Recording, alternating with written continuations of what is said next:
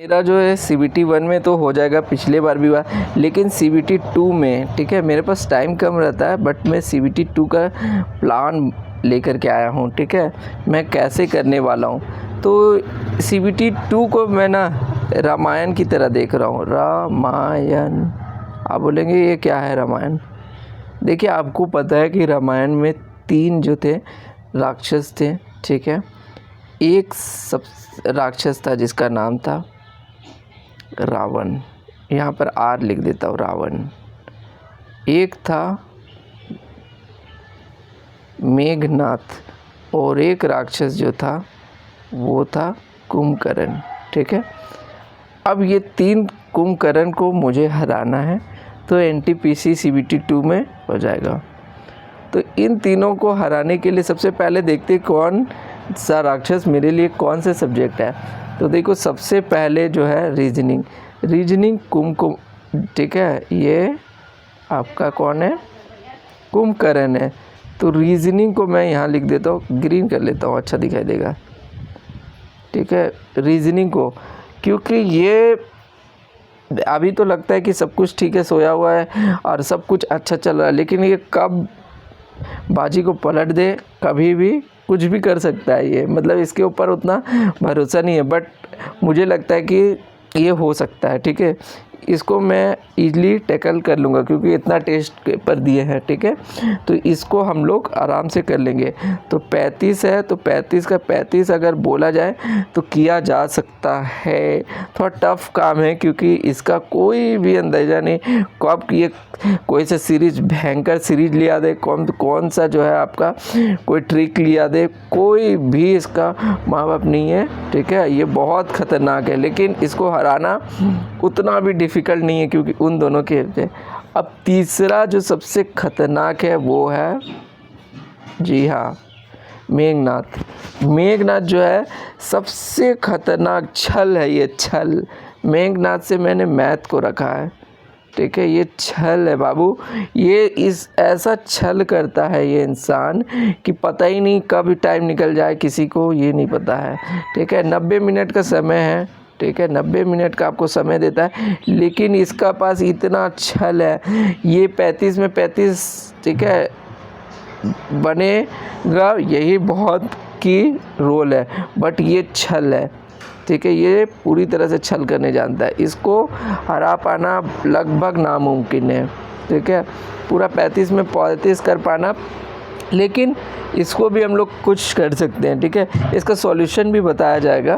पहले हम लोग समस्या को समझते हैं। ये मेरा है कि CBT 2 में किस तरह से मैं हैंडल करने वाला हूँ। तो मेघनाथ छल करने जानता है, ये किसी भी क्वेश्चन को घुमा सकता है, सर घुमा सकता है और अब टाइम में ओझल कर सकता है। इससे बचना सबसे बड़ा बात है। और ये ऐसे क्वेश्चन लेके आते हैं मैथ्स का जिनके बारे में लोगों का दिमाग घूम जाए।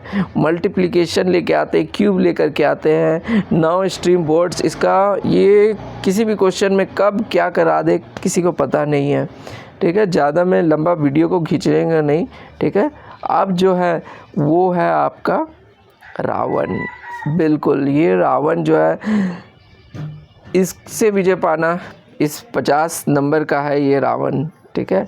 और इससे मैं क्या ही बताऊं, मैं ये बताना ही नहीं चाहता, बट ये बहुत ख़तरनाक, ये लगता है सीधा साधा है, लेकिन इतना ज्ञानी है और इतना कुछ इसके अंदर है कि यार इस तक आज तक किसी इंसान ने पहुंचा ही नहीं होगा इसके पास।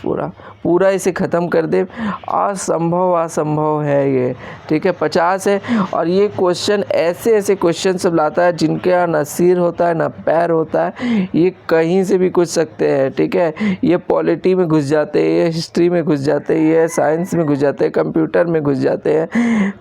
कितना भी पढ़ो, इसको जो है पूरी तरह हरा पाना मुश्किल। इसको, कुंभकर्ण को आप पूरी तरह हरा सकते हैं, मेघनाथ को भी कहीं ना कहीं आप हरा सकते हैं, ठीक है। टफ़ काम है, बहुत टफ़ काम है, लेकिन 35 आ सकता है, 70 हो जाएगा, 35 मान लीजिए 70 हो गया, ठीक है। लेकिन भाई साहब ये रावण को ला पाना मुश्किल है, ठीक है।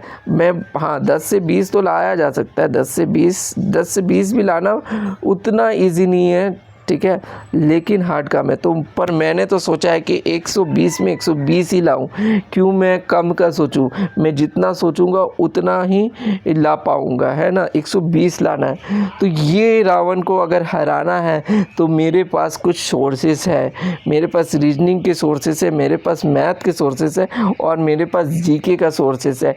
ये सॉल्यूशन 3 सॉल्यूशन है जो मुझे पूरा करना है और इससे हराना है और मुझे सिलेक्शन लेना है। हालांकि मेरे पास CBT 2 के लिए 2 ही घंटे हैं दिन भर में, और उससे 2 घंटों का मैं यूटिलाइज़ इतना अच्छा से करूँगा कि ये रावण को हरा दूँ। रावण देखने में बहुत ही सिंपल है, ये ज़्यादा टाइम नहीं खाता, इसके पास छल नहीं है, ये एक बात है, ठीक है।